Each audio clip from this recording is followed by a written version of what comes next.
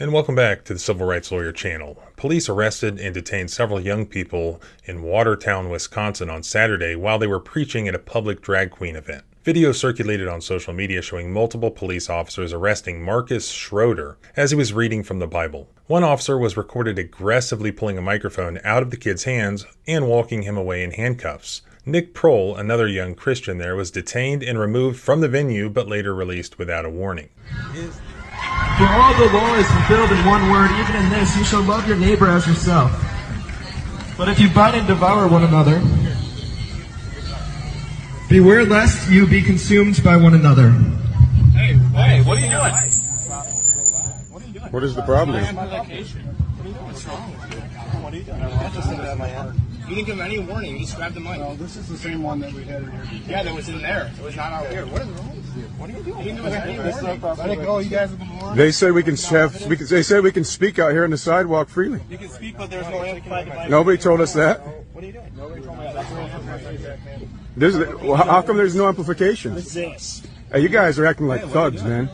You're acting like straight up thugs. Hey, you're taking away my property. He has every right to be out here engaging in speech. He has every right to be out here engaging in speech.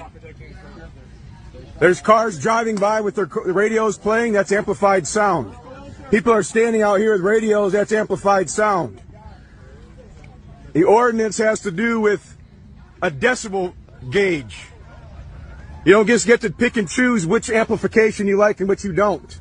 That's selective enforcement of the law. That's discrimination on the basis of speech. That's what you all just did. Content-based discrimination based on speech. Walk away, because you know you just did wrong. Is this a First Amendment violation?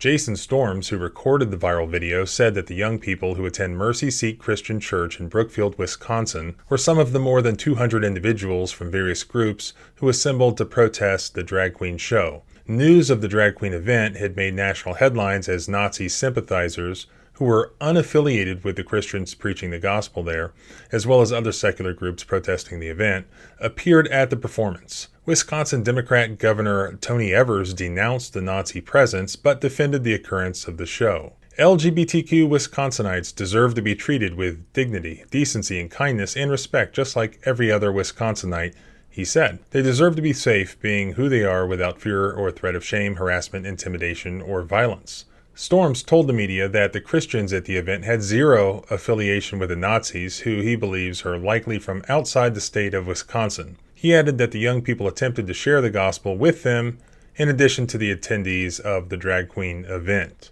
Did the detainment and arrest that was caught on video violate the First Amendment? So the location of the activity is extremely relevant to the protections of the First Amendment. Places such as parks, streets, and sidewalks fall into the category of public property that is traditionally held open to the public for expressive activity. Indeed, the Supreme Court has repeatedly referred to public streets and sidewalks as the archetype of traditional public forum. If a municipality seeks to regulate protected speech in one of these traditional public forums, they may impose reasonable, content-neutral time, place, and manner restrictions that are narrowly tailored to serve a significant government interest and also leave open ample alternative channels of communication.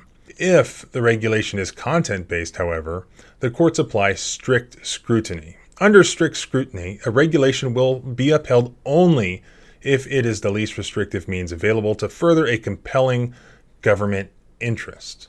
Here, it appears that the government chose sides based on the content of the speech. The kid who was arrested was not causing a disturbance. He was not inciting anyone to violence. He wasn't targeting any individual. Rather, he was expressing his First Amendment right to practice his religion and express protected religious speech. Here, a police officer decided that he did not like the substance of this man's constitutionally protected speech and performed a warrantless arrest in the absence of probable cause.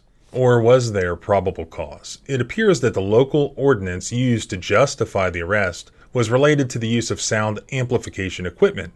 Is that constitutional? There was actually a Ninth Circuit opinion in 2019 in a case called Cuviello versus City of Vallejo that addressed the question of whether a town could require a permit for the use of a bullhorn or sound amplification devices for First Amendment purposes. And that case held that under some circumstances, a town could require a permit prior to the use of a sound amplification device, such as a bullhorn. However, because of the constitutional requirements that I already discussed, the government has to meet certain requirements. So the permitting system must not delegate overly broad licensing discretion to any government official. The system must not be based on the content of the message. The system must be narrowly tailored to serve a significant government interest. And lastly, the system must leave open ample alternatives for communication. The Ninth Circuit has already struck down a permitting process in Long Beach, California that required 24 hours advance notice before use of a device. However, in San Francisco, that same court approved a permit requirement for amplified speech that was in excess of a certain volume level. The court has also previously invalidated permitting schemes that were geographically just too large in size. So the point is that generally the courts favor government action against certain unwanted behavior, rather than just blanket rules, so long as the government isn't doing so based on the substance of protected First Amendment speech. So I don't have all the information on this particular arrest or the ordinance that they used to allegedly justify the arrest in this situation, but I suspect it's very much like the recent video that I did on a similar arrest out of Reading, Pennsylvania. Looks like some more men just showed up to support us. This cop's going to give them a hard time. You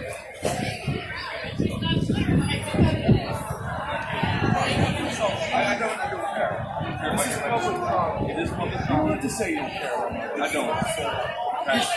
Guys, let them have their This is public property. Okay, with respect.